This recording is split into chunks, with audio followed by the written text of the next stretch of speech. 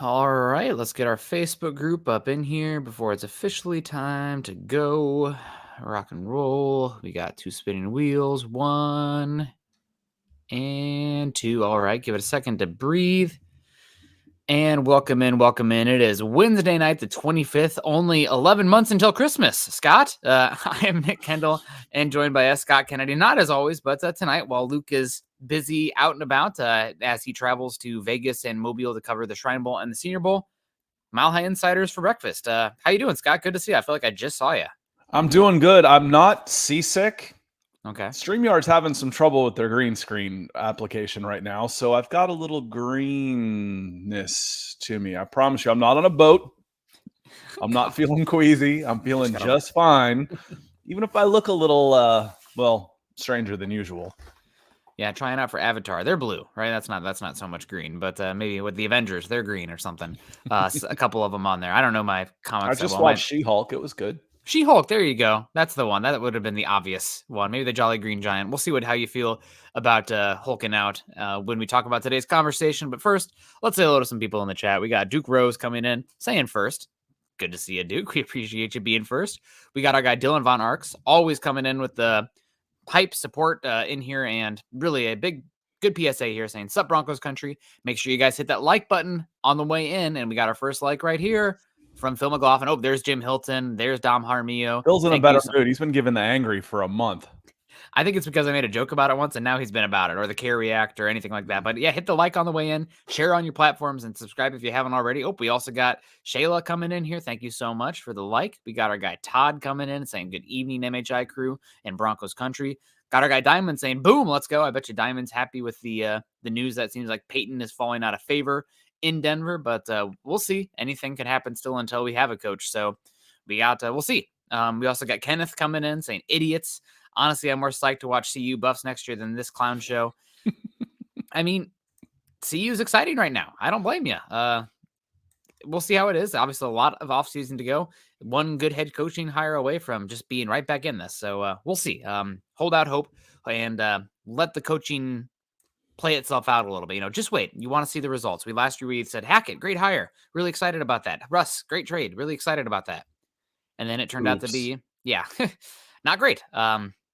We're not all out on Russ yet, but obviously out on Hackett. We got our guy Michael Ronquillo coming in here saying, "Good evening, Nick and Scott on Mile High Insiders. Go Broncos. Go Michael. We appreciate you coming. Hope you're doing well. Happy Wednesday night to you. You made it through. Hump Day is here. God bless you for that." And also we got, talking about God bless, Jasmine coming in saying, "Can't wait to dive into this Jerry Rosburg deal." We'll get into it here in just a second. I want to say hello to some more people coming in. Of course, we appreciate everybody coming in and joining us today. Hope you're doing well. Hope you had a good hump day. We got Riptide coming in here with the pondering emoji. What are we pondering about, Riptide? And also kind of where we're at also, saying Doomsday Chatter cracks me up. Was hoping for Sean Payton, doubtful though, so I'm warming up to D'Amico Ryans.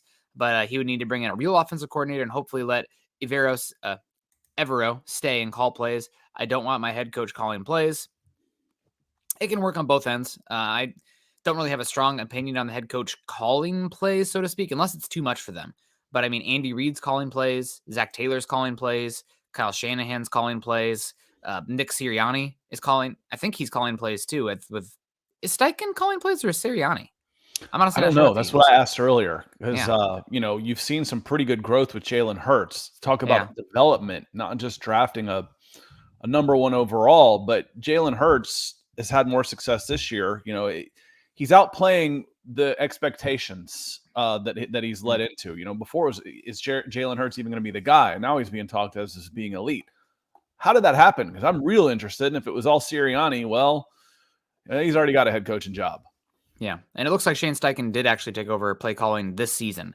So doesn't hurt to have great weapons in offensive line, but definitely interesting to see how that plays out. Also, and JB 1789, welcome in on Twitch. I thought you were right on this. I thought it was like he, for the most part, I don't want my head coach calling plays either. I want quality control across all aspects of it. I want the big decisions being made, all those type of things.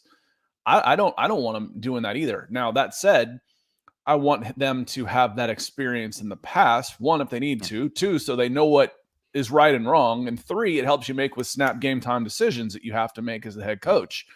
So when I see an offensive coordinator that's not calling plays, I'm like, well, he needs to have that in his resume before he needs to be a head coach.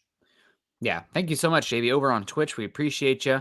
I don't know my Eagles as much, especially the coaching intricacies there, but I know Howie Roseman runs teams like I would, drafting positions of value early and trading current draft capital, trading back a little bit and getting future draft capital. I mean, he traded for a 2024 second-round pick in last year's draft. Is capital different than picks? We keep saying capital. Is that different than draft picks? Capital, I think, it is picks, but capital can be money or picks. I know. It's okay. But draft capital. Yeah. Draft capital. We keep saying that like it means something else. I just want to make sure I'm not missing something. Honestly, the draft capital would be a great name for a show involving the draft because it's, the leaders. But anyway, Joe Brewer coming in here saying, do we know if Walton is actually out on a hunting trip like rumors said? Immediately after that came out, there was a coordinated response from people covering the Broncos. And then Jeff Duncan, who originally said it on that TV interview, backed it up as well. His language was not definitive, I would say. So I think there's a chance, given how weird this is, that all these other teams are having second interviews. I'm not going to say that he's not out on a hunting trip, but also I think it's just. But last night I almost interjected with y'all while I was producing. I'm like, be careful reporting this stuff like it's actually fact. You don't know for sure. Yeah. Before we act like judge, jury, and executioner on here about our owner. I can't believe he's doing this. I can't believe he's doing this. Well, maybe you can't believe it because it's not true. So careful. Be careful. Yeah. Either way, it's weird.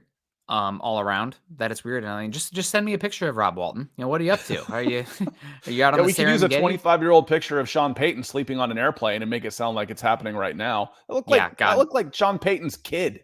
I know that one was obviously who's falling for this. Yeah, I mean, God, it's the internet. It has to be true. Mike S coming in saying, "What's up, Broncos country? Don't want Reich as a head coach. Ryans would be a good head coach, but only if we get the right offensive coordinator." Haven't heard anything about Reich as the head coach. I know he's getting an interview with Carolina, but as far as offensive coordinator, it'd be great. And I've been big on D'Amico Ryans since we started talking about this head coaching search because of what he's done there in San Francisco over multiple seasons. Said it on here before. I'll say it again. Defense is extremely volatile, not only year to year, but like quarter of the season to quarter of the season. Broncos were the number 1 or 2 defense in the NFL the first half of the season. And then the last half of the season, they were like 17th in terms of EPA because of injuries and just scheme being figured out. The opponents you're up against changed so much. The fact that the 49ers have been like top 5 over 30 games is incredible. So he's definitely a rising star, and I'd be happy to have him. Gotta have some injury luck with that too. And it helps when your offense is playing complementary football. Yeah. It's still football. That's the thing. We had this discussion when Nick and I went off the air today. We pod for like another 20 minutes. We just don't record it. Talking about what impressed me about Evero's defense wasn't that it fell off, that it fell off at the end of the year, but how long it took to fall off at the end of the year, that they were still playing at such a high level despite all of the things going against that defense, between injuries and complete offensive ineptitude, and a head coach that, is everybody's treated like their kid brother. The fact that they still played at the high level as long as they did surprised the hell out of me. So there you go. Absolutely. We got Milo coming in over on YouTube, says, am I the only one that rolls my eyes even putting anything remotely important on his shoulders again? And I think he's talking about Jerry Rosburg here, talking about giving him the head coaching position again. Am I incorrect in that assumption? No, and even if you are, Milo, it's not just you. Again, revisionist history drives me crazy. It's like everybody is so thirsty for change. The next guy has to be better. Rosburg was better, sure. Is he the best guy for the job? He's a 67-year-old guy who's never been a coordinator. Maybe he should have been a head coach all along. Maybe. But we were 1-1, and there was someone in here that was just ranting about the points scored, 59 points. And by the way, it was 55 points across 2 games. You scored 28 2 weeks before against Kansas City with Nathaniel Hackett in charge. And if Russ hadn't gotten hurt, you think you're going to beat those guys. Man. What happened there? Everybody forgets all of a sudden. Game to game, small sample size. People, use your heads. Anyway, we're an emotional creatures. Milo, it's not just you. We're emotional creatures, and we're looking for things to believe in. William coming in saying Scott's a Martian. Oh, we also got. Sorry, he's meant Brian Greasy. Yeah, might be too soon for Brian Greasy. It might not be. again, talent trumps experience for me. Yeah. Is he talented? It's hard to tell. I don't mind having somebody that worked their way up. Okay, maybe he's ready for an offensive coordinator position. Maybe that's why you go through the process, interviews, backgrounds, all that kind of stuff. How did he call his own plays when he was a quarterback at one point? I don't know. All those things. Yeah. I know he's getting some really good experience, and the team's having a lot of success despite who's playing quarterback. How much of that's Shanahan? How much that's the weapons around him? How much of that is good scouting and drafting and to fit your system? All of those things. I'd like to find out, though, Milo. Yeah, 100%. And everybody connecting Brian Griese, former Broncos quarterback for a number of years at the University of Michigan as well. I think he maybe won a Rose Bowl. I don't recall. That's before my time. But the name that I think you'd be looking for here with DeMeco Ryans is probably, and again, just connecting dots, Anthony Lynn, former head coach for a number of years, offensive coordinator as well. A little bit of news about Anthony Lynn today. The Washington Commanders have requested to interview him for their offensive coordinator vacancy. So obviously there is some interest for him, and that's a name that's would make a lot of sense with his connection in the 49ers coaching tree right now. We got some people to say hello to. Mile High Mike saying, Phil McLaughlin first with the Stars. We got the like from Phil today. We appreciate you saying, good evening, Nick and Deacon Scott. Did I read the Broncos parted ways with Jerry Rosburg? His contract ran out, I guess is what it is. It's newsworthy because he was the Broncos interim head coach, but we had Field Yates saying that it's over. Broncos are parting ways with him. And then Ian Rappaport about 30 minutes later says Broncos interim coach and special assistant Jerry Rosburg was part of a procedural move to terminate with an expiring contract. But my understanding is he's still well regarded and may be back with Denver with new leadership. So he's out, but he's not potentially out forever. There was a lot of shock headlines being written and a lot of, oh my gosh, this is what it means, hot takes based on a tweet. And it turns out that his contract expired. Okay. Yeah. Sorry. End of show. See y'all later. That was the headline. Yeah, his contract was out. And if his contract hadn't expired, it is the end of the season. Yeah. If they'd hired somebody beforehand and he wasn't renewed, okay, now we've got some news. But right now, if his contract was up, you're not going to renew his contract until you've got somebody in place. Doesn't mean that somebody is imminent. They're about to have it. Doesn't mean that someone said, no, we don't want this guy. He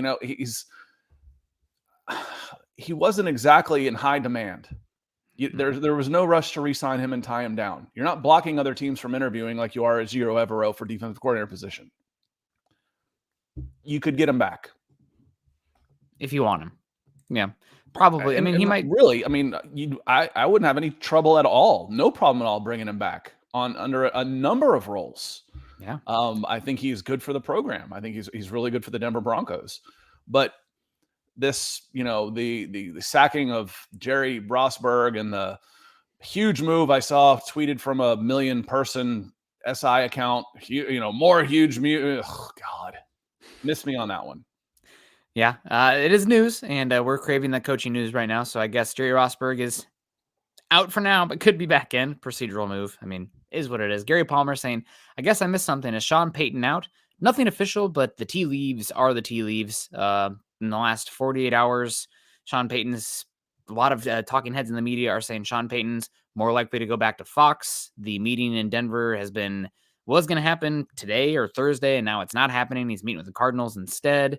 And the Broncos, you have Colin Cowherd, completely bashing Russell Wilson's persona, I guess is the word I'll use there. Not character, but persona. And now you have the Broncos kind of being like, oh, we haven't set up that second interview yet. Now, maybe there's some stuff there behind the scenes. It's only a matter of time before we start to get leaks about, I'm already seeing it from some in Broncos media spheres of, we have some character concerns with Sean Payton, some background stuff there. And just meanwhile, Jeremy Fowler says everybody else thinks it's going to be Sean Payton of the Broncos. Yeah. So cross-reference your sources. Don't believe anybody. Oh, yeah. And like I said, Jeremy Fowler's out there saying that everybody else says Payton will be the first domino to fall, and everybody thinks he's going to the Denver Broncos. Yeah. Will he? We don't know. I know that if I'm in negotiations with the New Orleans Saints about draft pick compensation, I don't want people to think that Sean Payton's my number one choice. I don't want them to think that it's Sean Payton or bust. I don't want them holding me over a barrel. I want them to think that we could walk away from the table at any given moment. Meanwhile, I might make I might reassure my top candidate, hey, we're good. You're going to hear some crap coming out in the news. We're just trying to make sure that New Orleans doesn't rake us over the coals. Like I said, this is a poker game at this point, which means bluffing. Another word for bluffing, lying. So believe half of what you hear. Is Sean Payton out, Gary? No, he's not. It's still a very big possibility that Sean Payton can be the next head coach of the Denver Broncos. Definitely, and it's kind of weird. You're starting to hear like Jim Harbaugh hasn't signed with Michigan yet. Maybe that one could come back out of nowhere. I mean, I don't think anybody knows anything. I think the ownership group doesn't know everything right now. So what is there? Well, they're certainly not telling. That's for sure. That's for damn sure. You know, what do we call them in poker? Again, this is poker. We call them tells. If I'm sitting across the table for you trying to wring the best deal out of you, whether I'm Sean Payton or the New Orleans Saints, what are your tells? Leaking everything to the media about who your top choice is and what you think it's going to talk to get. And no, you're downplaying all that stuff in order to strike the best deal you can for your team. 100%. And I guess on that front, you have Cardinals interviewing Dan Quinn again. They're supposed to interview Sean Payton tomorrow, I believe. You have Wilk's name coming more and more prominent with the Carolina Panthers. And now they're going to interview Frank Reich in Carolina as well. So we'll just, no head coaches have been hired yet. Wouldn't be shocked if Quinn is hired tomorrow with Arizona, but we'll see, or tonight, but we'll see what happens. We got our guy Todd saying Purdy's good because Shanahan developed him. There's a number of reasons that Purdy's good. He's playing smart with the football. They're not asking him to throw incredibly difficult throws in that scheme, and he has probably the best assortment of 5 weapons of any team in the NFL right now, if you include tight ends, the running back, and fullback. So he's good. How old is he? 24 years old? 24. Somewhere in that neighborhood, probably? So. Yeah. Okay. Third string quarterback a lot of the year. How much development do you think he's gotten hands-on from Mike Shanahan this year? Purdy's good because Purdy's good. Purdy's having success because Mike Shanahan's putting him in a position to be successful because he runs a good system. He's got a good team. Development is a whole other discussion, Todd, but I know what you're saying on this. I just don't want somebody to read that and think it's different. He's got a good player. It's a good draft pick, and he's being put in a position to succeed. The development at this level, it's not quite the same thing. No. I mean, he's played well at Iowa State. Especially that fast, for goodness sakes. He's a smart kid. He's got a quick release. He's a good enough athlete, and they're making it easy for him, and he's hitting the layups left and right. There's a lot of layups, but if you have constant layups and you're hitting them and they're in front of you, you're going to move the ball down the field. So, good for him and good for Kyle Shanahan and that 49ers team. Mike coming in saying this year watching the Broncos was like watching the Titanic. Definitely. Are we at the point where the ship snapped in half yet? That was probably the Christmas game. We got Swink McLeod coming in saying, evening all, good to see you. Christmas Day Massacre. God, I had to write about that today with the news of Rosburg moving on. Like, he came in after that 51-14 game. And the Broncos are also fighting on the sideline. Anyway, Patrick coming in. Patrick, hope your surgery went well. I know it was this week. Appreciate the care package from you and hope things are going well out there in Oahu. Hope you're having good weather. Keep the good weather for when I'm out there in a couple weeks. Real 2 Clutch saying, what's up? Good to see you. We got David Meckelrath saying, good evening, Broncos country. Hope you're doing well, Dave. Thank you for the shout out. Dom coming in saying, good evening, Nick and Scott. Hope you're doing well, Dom. EDJ, what's up, Broncos country? Ronald Rowland giving us the wave. Hope you're doing well. We appreciate you. Also, Desert Creature coming in with his awesome owl pick. We're here. We're a fan of the birds in this podcast. We got some eagle pictures in here. Sometimes we got the sandpiper and we got Desert Creature with the probably a burrowing great owl picture. A couple of them. One specifically, though, on my Instagram page. He came in and landed and watched me cut the grass and stayed there the whole time for I could go in and got my camera because I hear them. I hear them every day in the woods around here. I see them once every 6 months. They're awesome. I love owls. We were backpacking at Mount Rainier, and one flew over our campsite. And let me tell you, over a campsite where humans are eating food and leaving scraps, good place to be an owl to catch yourself some dinner. The mice are an issue. But Desert Creature says, Broncos released Rosburg in order to announce him as the next head coach. This is a proud day for the Broncos. I'm here for the tinfoil hat stuff because we're having fun at this point with how wacky this is. Maybe the Broncos are on a Why? Why though? Why would you have to release Jerry Rosburg? You didn't have to release him. His contract expired. His contract, yeah. He didn't have another year on it. You released him, and he wasn't in a position as interim coach. His contract expired He got an elevation, probably got a bump in pay. He was no longer the interim coach, so you wouldn't have had to release him. You don't get a 2-year contract to be an interim coach. That's called a head coach. Yeah. So there's no reason. It doesn't mean anything's about to happen. That doesn't mean it won't. Yeah. But it doesn't necessarily mean anything. Yep. Could mean everything. Denver Broncos. Latavius Murray's been let go by the team. His contract expired.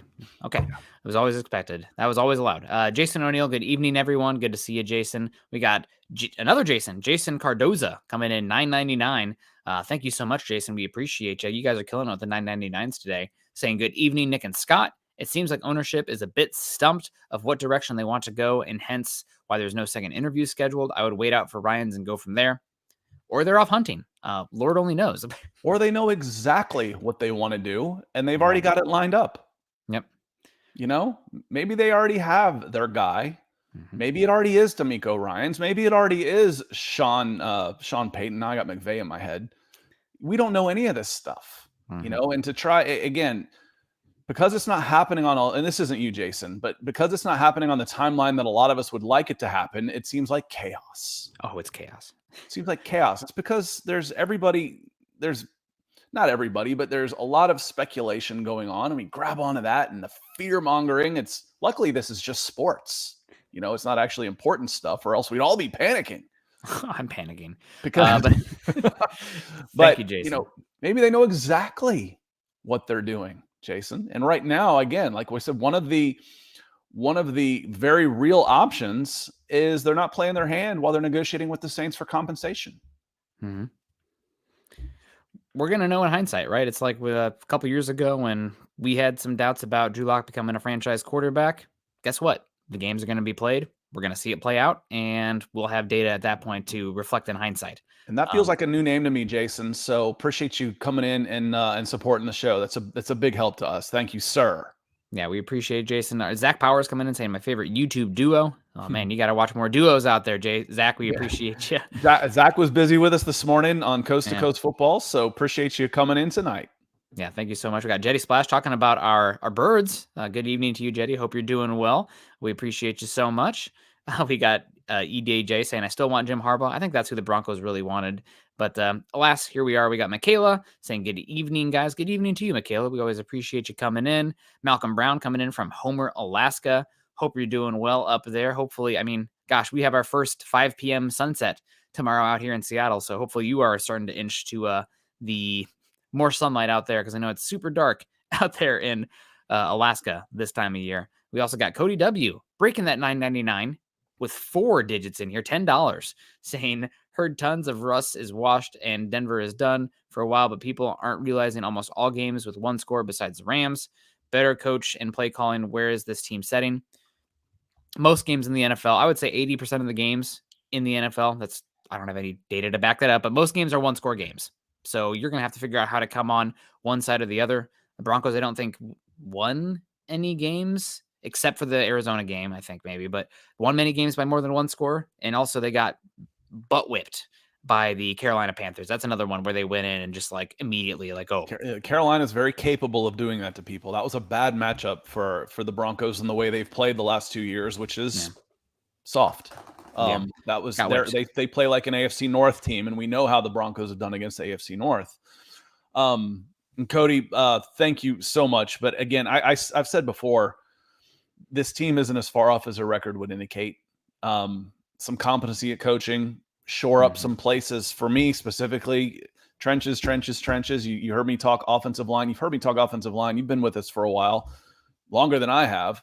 For 2 years, I've been talking about this offensive line being not just subpar, but just weak at the point of attack. So it's not like they do some things well or they can run, but their pass blocking's bad. They are just bad. They were just bad, and they got worse. Where they could really improve is interior line. That's not that expensive to fix. You've got to get it right. So you've got to draft right. You've got to scout your free agents right. But from a monetary standpoint, from a draft pick standpoint, it doesn't take a top 10 pick to fix a guard. You can do that with a 3rd round pick. You can do that with $4 or $5 million. So I've seen enough out of Russell Wilson to know that there's still much better versions of Russell Wilson than what we saw this year. And we saw glimpses of it this season. The question is put it in a scheme and the right personnel to maximize that in there. We got Riptide coming back in saying, who cares if the owner is hunting? He's not the one running the team. I agree with you. At the same time, if they're holding up the process of the interviews because he's gone, that's concerning. You either are not a part of it and, you can make the decisions later. And it's always supposed to be Greg Penner that was more so running the football operations side of things. If he's off hunting, that's fine, but you can't hold back the process and get a competitive disadvantage where these other teams are moving forward because you have somebody that can only communicate with a satellite phone right now. Exactly, Riptide. And that was the concern, was that you're putting off interviews because he's hunting. That was the original report. That is a concern. This is, I saw Jay Roper says, why is there so much drama in all this? One, if you've ever been involved at any kind of level of recruiting where you've got, 5 or 6 people after you, Ejiro Evero's interviewed with 5 different teams. That is incredibly stressful. Yeah. The Indianapolis Colts have gone through 14 different candidates. They're narrowing it down to 7 that are getting a second interview. That's incredibly stressful. And you want them to be thorough because you're talking about, at minimum, 8 figures of money. I don't want them to rush in before they drop $20 million. Yeah. And in some cases, a year. I don't mind they're taking their time on this just a little bit. It seems like real easy, but man, someone's got to write that check. And if I'm going to write that check for $20 million a year, by God, I want to know. Hell, send me a little bit of that. I could use some for that upcoming vacation. As Tom comes in helping us with that a little bit, 199 super, saying 18 points a game. We would have gone 13-4. Yep, the Broncos would have been better, but who's to say that the Broncos defense continues to give up the points they did? A lot of teams, I think, put the foot on the brakes and took the air out of the ball and tried to play less possession games when the Broncos defense was struggling just to get out of there with a W. So I think we kind of saw it like at the last 2 games and the Broncos were starting to put up points. Oh, what do you know? The defense is now starting to give up more points as well. It's just kind of the cyclical nature of like that. I mean, if you score quicker, you give more possessions. You're not sure. It doesn't work quite like that, but yes, it's hard to win games when you're scoring 16 points a game. Yeah. So again, you're not as far off as it might have seemed. That said, you're going to get everybody back. Obviously, you're not going to have Bradley Chubb for the whole season. He's gone. Bye-bye. Is Randy Jones. Randy Gregory going to be anybody? Who comes back and plays corner? Is everybody going to be healthy? The injuries, et cetera, et cetera. So can you sustain the level of defense while improving the offense? Maybe. You're hoping so. And Phil McLaughlin comes in. If we release Glasgow, it's $11 million. Darby, it's $12 million. Edmonds is $6 million. Parcell is $3 million. Jacob Martin, forgot about him. He's 6 or 7, isn't he? I do not know the number off the top of my head, but I can look it up while you are answering the rest of this. Yeah, I think he was. Is this the correct way, or should we restructure some of them? Phil, in this case, restructuring is just a nice way of saying we cut you and re-signed you. With Glasgow, you're on, let's see, is it 13-2 or something like that? Mm-hmm. You can walk, or we'll bring you back for 5.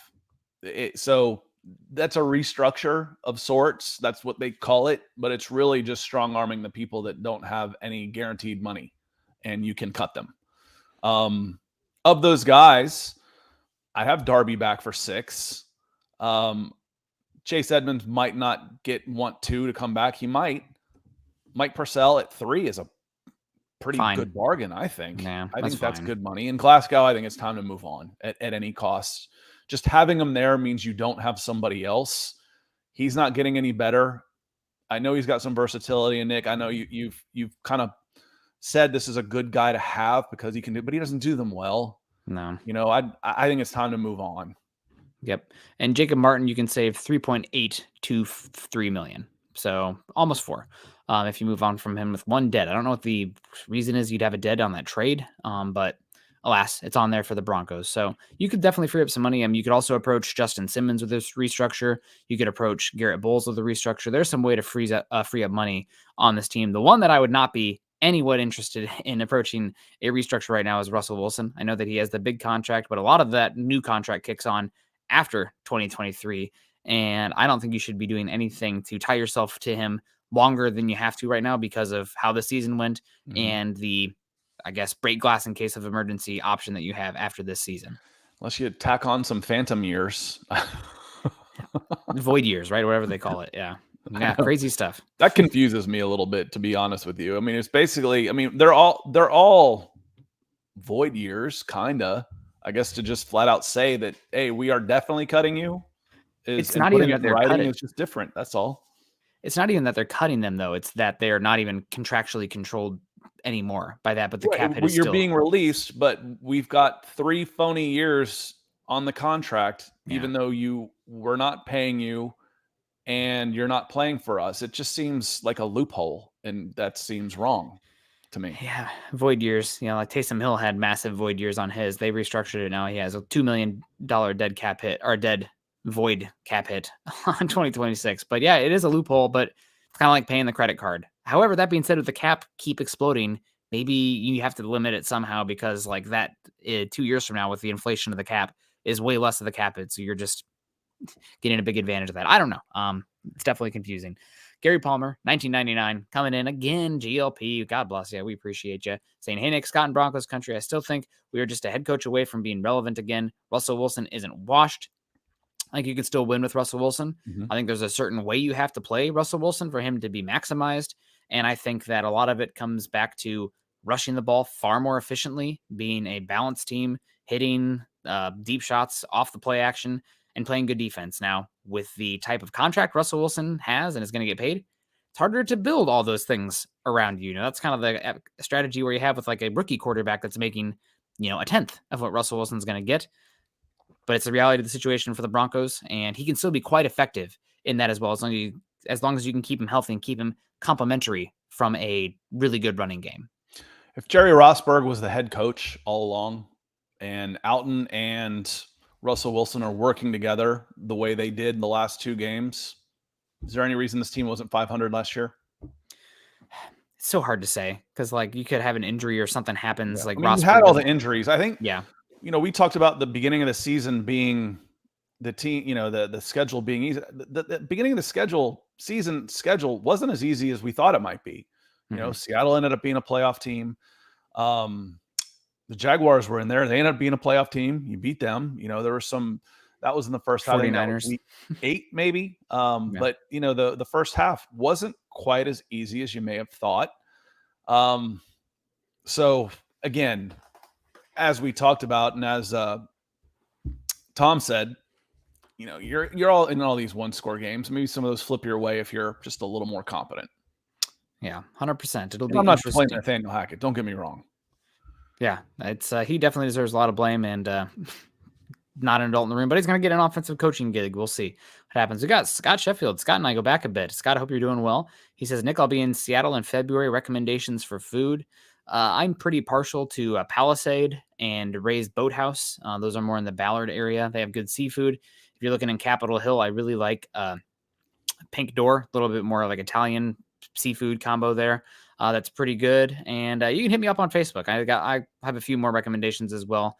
I'm sorry that you're coming in February to Seattle. That is not a great time to visit Seattle. It's going to be wet and cold, but hey, come back in July and August. People live in Seattle to experience July through September in Seattle. We also got Todd coming in. Scott, Sushi Train, if you like sushi. Yeah, there's also really good sushi here as well. Of course, seafood and sushi and Thai food, Asian food. A lot of good stuff there. Not good Mexican. Thai food in my 30s. I love it. Mm-hmm. It's like pad Thai is like my favorite food. I like pad ki mao, the fat rice noodles with the pepper. Oh, so good. Anyway, I haven't eaten dinner yet, guys. I got to think of peanut M&Ms here. I'm about to start getting into if we don't quit talking food. So Jerry Rosburg, obviously news there. He's being moved on from. He could be back in. Nothing really. It's procedural. It's, I guess, newsworthy in a sense that it happened and we can talk about it, but I don't think it's noteworthy, so to speak.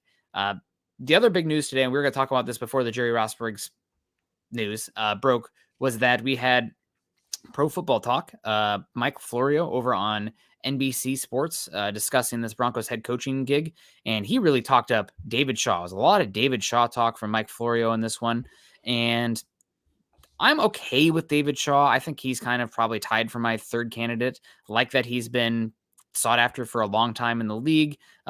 Offensive guy, held together a Stanford team that does not recruit at a high clip at all, and they're much worse disadvantaged in the transfer portal because Stanford guys, if they transfer out, they played at Stanford and they transferred out because they're good, they can go anywhere they want.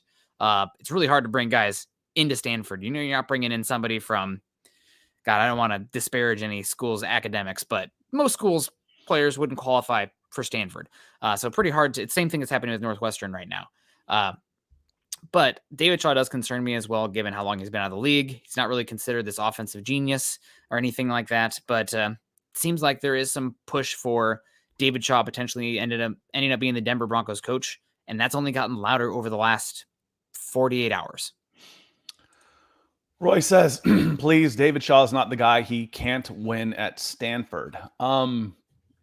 David Shaw was there long enough to have the what's Two-Face's name? Harvey Dent's line. Either you die a hero or you live long enough to be the villain. Yep. You stay there 4 years and you have success. You get out and go get a new gig. That's what Jim Harbaugh did. Yep. So, the discussion of David Shaw in his 1, 2, 3, 4, 5, 5th and 6th and 7th and 8th years, 9th years, he had a records of 12-2, 10-3, 9-5, 9-4. That's his program at that point. Anybody that even heard of Jim Harbaugh on that team is gone. That's impressive. That's a good job. He's still last on my list for an NFL head coaching gig. The experience level there, can he come in and would he be the right guy? There's more questions for me around him coming out of the college ranks than I really have with anybody else that is on the list right now. I'd like to see him. I said it didn't necessarily make sense for him to be an offensive coordinator because I don't know how much coordinating of offenses he's actually done. He has been a head coach, but the idea of him coming in is, you mentioned, we talk it all the time. You're going to swing big and you're going to get a guy who was fired from Stanford. That it just doesn't do it for me. That's not it. He can win at Stanford. Sustained success at Stanford is nearly impossible. You're gonna go through your dips and droughts, especially again in the new way of doing business in college football, literally. Yeah. But it's not a hire that I would be very excited about. Yeah, and just talking about he's not purely inundated in the college game, which is something at least he's been there. Now it's been a bit since he's been in the NFL game, but he still should have some connections across the league. That's one of the big things when you see these college coaches come in. They have no connections to a lot of these coaches in the league. It's like Chip Kelly bringing up half his staff is guys he's never worked with or college coaches that don't coach the same way or the same kind of people. But at least Shaw was in the league for a number of years. With the Eagles in 1997, with the Raiders from 1998 to 2001, with the Ravens from 22 to 2005. Now we're talking, 20-ish years ago here, but at least it wasn't completely, only college side of the ball and then making the jump. Also, he's somebody who has been a while, like you said. It has been a while. Yep. 20 years or so. Yeah. And he was never a coordinator at this level. No. It's just, there's a lot of red flags there for me. Again, I'm not going to say, he ran Jim Harbaugh's program into the ground. No, he didn't. He had sustained success for the better part of the decade at Stanford. Yeah. Go look at the 20 years before Jim Harbaugh got there and put them on the map. Jim Harbaugh absolutely turned that team around, but David Shaw continued that success for a decade, and he should be commended for that. I might want to hire him as a college coach. When you've got control of every aspect of your program except maybe admissions. I don't see it for the NFL just yet. Yeah. And if they do hire him, I think it's because a lot of other options went elsewhere. Maybe the hunt took a little too long. I don't know what's going on. I'm joking with that, guys. I'm joking. Don't say Nick Kendall. Sure, Rob Walton's doing a hunt. I don't know. Hopefully he doesn't get hit by a boar. Was that how Rob Baratheon went down? I don't know if you watched Game of Thrones back in the day. Spoilers. I've read all the books too and everything. Yeah. So okay. Spoilers. Sorry about that. If you haven't seen Game of Thrones, that one's early. Yeah, like first season. But bring me my wine. I feel like that some days. Anyway, so David Shaw would be really interesting. This is just me putting on my tinfoil hat right now. So I think that the Broncos originally were this is just my perception. Scott and I have I think a slightly different perception on the Sean Payton situation right now, but this is how I think it is. Sorry, it's totally just guesstimation. So the Broncos, I think, number one in their hearts, Jim Harbaugh, but they wanted to go through the process. Jim Harbaugh says, I'm not waiting for you guys. I'm going back to Michigan. Hasn't signed a new contract yet. We'll leave that one on the side for now. So then the Broncos go through the interview process. Sean Payton's the next big one. I don't think they're going to get Sean Payton. I think that he's maybe bluffing the Fox Sports stuff, Fox NFL, whatever, to go back there, maybe get more money, more power. But I still think that the Dallas gig, both LA gigs, all of which could be available next season, given how all those places are on thin ice. All the coaching stats there seem to be on thin ice, or Sean McVay, maybe one more bad year in LA. That's a team that's really not set up very well. Could be gone. Might be better spots for him, in his opinion, than Denver. Go back to Fox Sports. I almost said Fox News, Fox Sports for a bit. And then you have the Broncos waiting. We'd love DeMeco Ryans. I think it sounds like, based on the news in the last 24, 48 hours, a lot of people in Denver coverage are saying, oh my God, DeMeco Ryans, buy stock in DeMeco Ryans. No DeMeco Ryans. Mike Kliss did an article about the 8 coaches the Broncos have interviewed. Almost the body of the text for DeMeco Ryans was as big as all the other guys combined. I think there's reason for that. And if you're not hearing anything, it's because, if it's not moving along as fast as you want, it's because you have to wait until San Francisco's done. Yep.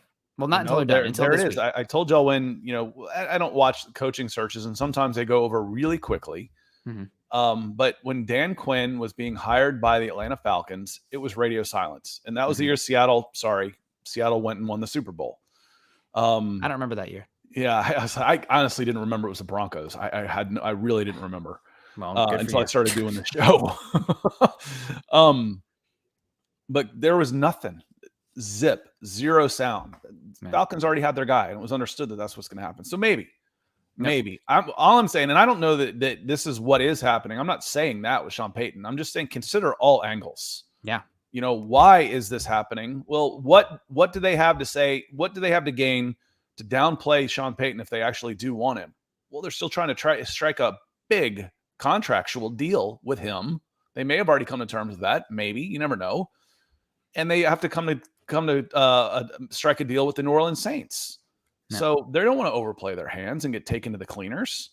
Yeah, 100%. And it was a 2013 there, Jay. But still, the conspiracy hat on. Hear what I'm thinking. DeMeco Ryans, I think he's now. So Sean Payton's out. Jim Harbaugh's out. I think DeMeco Ryans came in. He impressed the hell out of him. I heard from multiple people that he came in and impressed him. Heard that Dan Quinn was okay in his second interview. He might be going else to Indy or Arizona. I think DeMeco Ryans is right now their most reasonable, feasible guy that they'd like. DeMeco might want to go to Houston. He played there for a number of years. Mm-hmm. He knows the ownership group. He lived there in the one season he wasn't involved in football, whether it be coaching or playing. His wife is from Houston. He's got a lot of Houston ties. A ton of draft picks and low expectations. Yep, and he'd probably get a long leash there from fans because he's one of us. He knows what it is to be a Texan, that kind of thing. He'd long leeway. And you're right about that. Draft picks and probably an easier – Trevor Lawrence is up and coming, no doubt, but probably an easier path to consistent contention compared to 2 teams with franchise quarterbacks in the AFC West. Sorry, 2.5. We'll see what happens with Russell Wilson next year. So then I think it's David Shaw after that. So I think right now the Broncos are set up, not on Raheem Morris. Giro Evero probably wanted another season before he's that guy. Dan Quinn doesn't seem like – we would have heard something by now, given how much push there was for him before the interview. And now it's kind of like, I don't know. So then I think it's DeMeco Ryans. We're waiting on him. If it's not him, then I think it's going to be David Shaw. That's where I'm reading it right now. I could be completely wrong. Well, here's the thing. Who are you competing with David Shaw? Nobody. Yep. That in itself tells me a little something. Yeah. Ugh. Yeah. Talk about your freaking fallback guy. Hey, if neither of us are married when we're 40, we'll get together, okay? I mean, come on, man. Yeah. Ugh. Now, to be fair on Shaw, he did have a lot of interest 4 or 5 years ago, and he was turning down. 4th choice. Let's be honest. 4th choice at best. I think he was getting asked to be interviewed, and he was turning them down. Oh, you're talking about this time. Now, yeah. Harbaugh, Payton, Ryans, Shaw. Yep. Yeah, not what you want in that regard. But, the last year, the Jaguars were reportedly really interested in Nathaniel Hackett. They wanted to bring him in for an interview, and that sped up the process with the Broncos. And instead, they ended up going with Doug Peterson. Good for the Jags. Seems like that's the way they wanted to go. But you never know. That's the thing about coaches too. You might not get the guy you want, and it ends up being the right guy in the long term. That's just, it's so random. It's a crapshoot with coaching. Glenn says, I kept thinking Shaw too, but why wait this long to announce it then? Because he's your fourth choice. Yeah. That's why. Yeah. Yep. At best. Zach says, sounds like Nick doesn't like hunting. I love animals, but I will admit, and not that hunters all hate animals, and it's a part of there's definitely good ways to do it. I'm not an expert on that by any means. Lance Sanderson, friend of the show, MHH, does the Dove Valley Deep Dives with Eric. Big time hunter. It's fine. It's not really for me. I love fishing though. Sign me up. If we're going to be fishing, that's my favorite thing. Hike into the backcountry lake, pull out about 10 trout, cook them up with onions, onions, mushrooms, etc., etc. Great. And Scott, now I can't tell if you are looking green or not. I know Scott's a vegetarian, all this meat talk here, but no, this green tint's really bothering me. Whatever. Hopefully it gets worked out. I know StreamYard has some problems every so often. I'd rather hunt with a camera. I can get a good, really cool picture and experience it and let it have them there for someone else to experience. But anyway, yeah, it's neither here nor there. And we got Sting Guy coming in saying, coaching. My head is about to explode. Well, Sting Guy, we're going to wrap up the show today with Mel Kiper, the number one guy in draft media. Nick, my husband's a crappie fisherman. We love the fish. See, I love fishing for crappie too. I have a buddy, one of my best friends back in the Midwest. His dad is a part of a fishing and hunting club that owns acres and acres of land in central Illinois. It's a bunch of old strip mines that they filled up and stocked with fish. We go camping for a week and pull out probably 20 to 40 crappie and cook them up, and great times, man. I really enjoy fishing. Yeah, it's not for you. It's your dad's into it. I hate it. And nothing again. I wish I could calm my brain and go out there and fish. I think it'd be great. Yeah. But it's like I'm casting into some place I can't see anything. I don't know if am I wasting my time or not. I don't know. I'm a scuba diver though, so yeah. I'll get down in there. I love going down there and seeing them. Going down there and seeing the fish and the eels and the octopus and the turtles and all that stuff. So I scuba dive. That's how I fish. Again, I hunt and fish with a camera. 100%. And that video of you with the manta rays, pretty damn incredible. That's one's worth sharing sometime on here, but maybe that's more for the off season. Anyway, the godfather of the NFL draft, somebody who's been in it for a long time, Mel Kiper, released his first mock draft of the entire season. And guys, I hate to say it to you, but it's one of the things we've been talking about on here. At least I have a good bit. Broncos going edge rusher, round 1. Broncos definitely need offensive line. How many offensive line were drafted in the first round of this mock, Scott? Can you guess? You looked at it, I know, but I know I looked at it. It was Skoronski. Paris Johnson was in there, I would think. Broderick Jones. You nailed it. Then I'd say 2. The 3. No, that was it. 1, 2, and 3. Okay. Broderick Jones, Peter Skoronski, Paris Johnson Jr.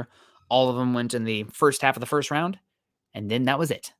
So unfortunately, the Broncos, everybody wanted a first round offensive tackle or guard or anything offensive. We got DB coming in, screaming O-line. Right now, it does not look like the players are there. Now, he did mention, Mel Kiper did mention Osiris Torrance in one of the picks. I believe it was maybe the Cowboys, and also Anton Harrison from Oklahoma, DeJuan Jones, Ohio State, and Darnell Wright from Tennessee. They might play themselves into that back end of the first round. Nobody's going to be getting a grade like that, it seems like, this draft cycle. Unfortunately, for where the Broncos are picking, there are 3 guys worth a first round pick. They're going to be picked before the Broncos are on the clock.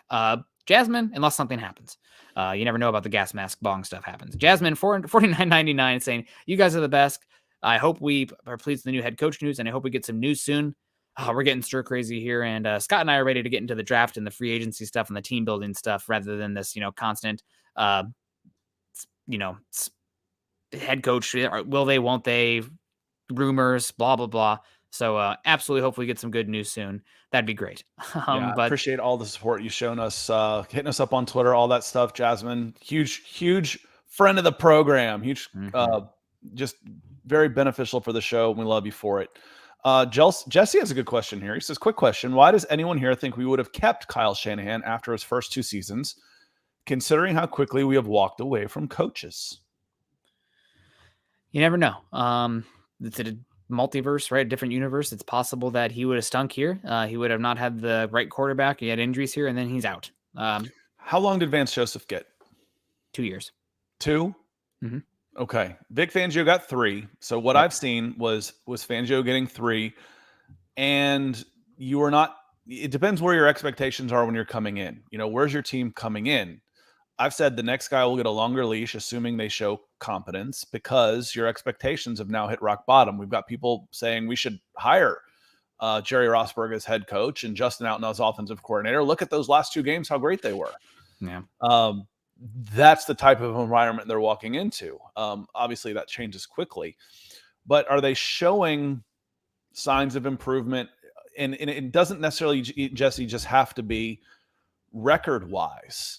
It could be the Chicago Bears right now. The Chicago Bears have a glimmer of hope. They got the number 1 draft pick, but they look like they've got a quarterback, and they've fixed their roster to the point now that they can start fixing their roster. They've set up their salary cap now where they can start the ascendancy. I question more the Houston Texans. I didn't see that from Fangio. Fangio was going in reverse. And Nathaniel Hackett, the team was so discombobulated that he looked like he was in way over his head. So, each situation's different, but more you want to see the direction of program. And, do you feel like it's headed in the right direction? Not everybody's going to agree, of course. I look at the Atlanta Falcons, 7-10 and 7-10 with their record, and there's people out there calling for Arthur Smith's head. It's asinine. They had $90 million in active contracts at the end of the season, of a possible $200 million. That's less than half a team. The guy goes 7-10. So yes, Kyle Shanahan would have gotten a 3rd year, but after that, you better start seeing the tick up. Expectations go. So you better do something in your 3rd year, Jesse. Yeah. And who knows how it would have played out. We got BK coming in, so I know you'll probably discuss the future show, but any undraft or an unrestricted free agent offensive line you like? Jawan Taylor impressed me with the Jacksonville Jaguars this year at right tackle. I think he's one that I would be intrigued in if you're looking to bring in a right tackle. Mike McGlinchey and Caleb McGarry were former first-round picks that maybe if they hit the market, they'd be interesting. I'm not against bringing back Cam Fleming, who played underneath David Shaw at Stanford for all of his career at Stanford. I thought he was fine out there. He'd be a really good swing tackle. Fine. Yeah, I mean, sometimes that offensive tackle Fine's okay. For $1.5 million, $1.2 million on Cam Fleming, fine was good enough. Yeah, 100%. So that's some guys like Bradley Bozeman as an option as well. Ethan Pokasic out there. You got Isaac Simwalu, some interior offensive line guys. The Broncos are going to bring in somebody in free agency on the offensive line, if not two people, and draft one with one of their first 4 picks. So I don't imagine the Broncos offensive line turns around and goes from a bottom 12 unit this season to a top 5 unit next year. But I think that on top of better coaching and a better scheme fit that'll protect your quarterback, limit the number of long developing backdrops that aren't off play action where he doesn't have his read there and ducks his head and looks to escape. That should help out the offensive line a good bit, even beyond the personnel on the field. So those are some names. Sorry, long-winded answer. I didn't answer exactly, but it's not all the offensive line for right tackle. Caleb McGarry is probably going to get $12 to $15 million in free agency. The Atlanta Falcons did not pick up his 5th-year option, and he played like it. Now he's a 26-year-old right tackle who is about to get paid. I think the Falcons will end up paying him, though. Yeah, I mean, probably as they should. But some of the names here for those offensive linemen that stick out to me, you got, and shout out to Pick Six, he had some of these names today. You have Orlando Brown might hit the market, Caleb McGarry, Isaiah Wynn, Mike McGlinchey, Jawan Taylor. Offensive guard, you got Wes Schweitzer, Isaac Simialu, Evan Brown, Dalton Reisner, you know that name, Nate Davis. And then at center, you have Garrett Bradbury, Bradley Bozeman, Ethan Pokasic, Connor McGovern, who the Broncos let walk. Maybe they'll bring him back. So there's some names out there. Broncos are going to walk away with 1.5, at least one of those names, maybe 2. There's no on the Broncos, I'd be on the phone with Eli Wilkinson's agent. He got banged up a little bit and played probably 14 games this year. Mm-hmm. He got moved to left guard and was on about $1.5 million and was good. Yeah, he was good. Run blocking, power guy. He was a good left guard this year. Yep. And speaking of good, Darren Kendall coming in $199, the old man. Thanks, Dad. Hope you're doing well. I think he's out hanging out with my grandma in Burlington. He's proud of you guys. Thanks for sharing your knowledge and positive attitude. Most of the time, not always. Depends on if that's not something I get accused of very often in real life. So I'm glad to have this outlet. Yeah, thank you very much, especially not at home. But no, appreciate you so much, and thanks, Dad. Love you. So real quick, bringing it back around. Mel Kiper has the Broncos going edge rusher. Isaiah Foskey, edge rusher from Notre Dame. I think he's had back-to-back 10-sack seasons, 6 forced fumbles over the last 2 seasons. I think 2 blocked punts also. So he's does special team stuff. 6'5", 265. Watching him, I don't think the traits match the stats. I think he's really loves to use that long arm to get after the quarterback. He's got 36-inch arm length. I think he's a little bit top heavy. And also for being as big as he is, he's more fluid in space than you'd expect in drop back. I just don't see violence. I don't see bend. I don't see explosiveness with him. Mel Kiper has him going to the Broncos at 29. He looks more to me like a mid round 2 to early round 3 kind of guy, personally. But he's going to be down at the Senior Bowl. Scott's going to get up and close and personal to him. You'll have a better idea of where he projects. Stats are good. The profile looks good. On the tape, there's an obviousness to me, at least when I watch it, for edge rushers with bend and explosiveness. I don't see that with Foskey on tape personally. Yeah, especially in the first round. But, you could use some 265, 270 on the edge with length right now to set the edge, which hasn't been a strength of this defense, despite some of the success that you've had. EJ in here. EJ is a friend of the show, a huge friend of the show, and hasn't been around in a while. I reached out to him not too long ago. Hey, where you been, man? He says, I can't take it. So he admits now, EJ coming in hot pink. He says, been hiding in apathy land for a while. And what do I always say is more dangerous than anger? Apathy. Because you'll find out, hey, I could go fishing instead of deal with this nonsense. Been hiding in apathy land for a while, but had to chime in because I agree with Scott. It's still just a game. I, for one, wish everyone was as passionate about the nosedive in the country is taking as they are about the next head coach of any team. Yeah, I say all the time, though, if I actually paid attention to what else was going on, I'd lose my mind. I'd be angry all the time. I'd be one of those, you wonder why Twitter and stuff is such an angry place, that sometimes you need the distraction and, get out there and go to baseball games and softball games with my kids or someone else's kids or something. But EJ, love you. Thank you for coming in. It's good to see you. Thanks for coming back in. And thank you for the super chat, my friend. Yeah, thank you so much, EJ. We appreciate you so much coming in and supporting us. It's been a good day.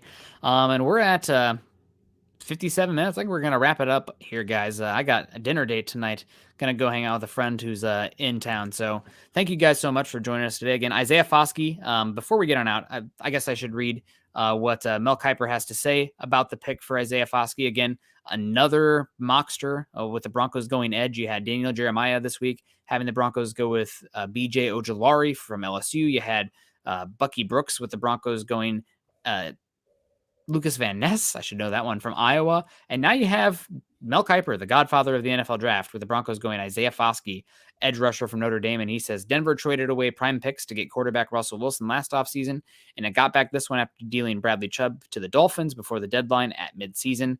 Suddenly, when you look at this depth chart, there's no Chubb or Von Miller exploding off the edge, even though defensive coordinator Giro Evero did a good job with what he had this season. Because it's a little too late in round 1 to find a surefire offensive line starter, especially in this class, I like what Isaiah Foskey would bring to the Broncos. Had 22 sacks and 6 forced fumbles over 2 seasons, 265 pounds. He could play in either scheme at the next level, 3-4 or 4-3. So yeah. Isaiah Foskey will be interesting to watch at the Senior Bowl. Again, he didn't have, I think, I would have B.J. Ojulari over him.